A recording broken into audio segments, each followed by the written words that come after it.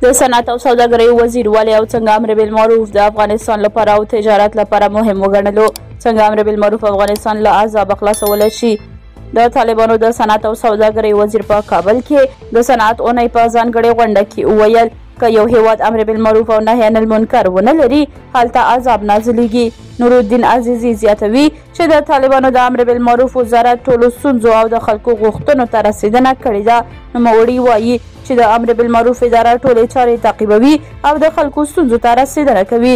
نوموړي په دې غونډه کې وویل موږ په خپل څنګ کې ښه همکار لرو. که په یوه هیواد کې امر بالمعروف او نهی عن المنکر اداره نه وي خدای ناخواسته پر هغه هیواد عذاب را نازلیږي. نوموړي پر داسې مهال د دې وزارت د کارونو ستاینه کوي چې د هیواد په ډیرو برخو کې خلک سوداګر او ان میرمنې د امر بالمعروف وزارت د کارونو څخه ناخوښه دي او خلک وایي چې جالبه دا ده چې زموږ د سوداګرۍ وزیر هم خپل مسلک په ځای او سوداګري اړوند خبرو پر ځای د امر بالمعروف په اړه خبرې کوي.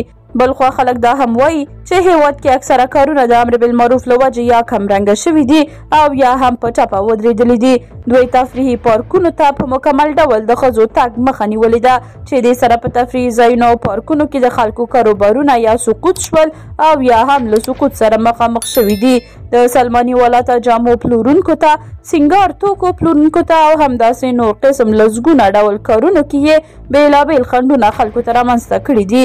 ډېری کسان وایي چې دغه وزارت په زور پر ټولنې ځینې شیان تطبیق او عملي کوي.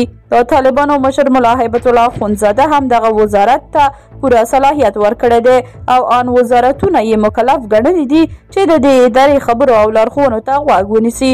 د امر بالمعروف وزارت په خپلو ټولو شفاهي امرونو کې پر ځوانانو، میرمنو او ټولنې بېلابېلو بندیزونو لګولي دي، له ګیرې او ویښتانو جوړولو نیولې تر موسیقۍ د میرمنو پر تفریح ځایونو او یوازې تګ بندیز لګولی دی چې له امله یې د دغه وزارت محتسبینو خلک وهلي او ډبولي هم دي.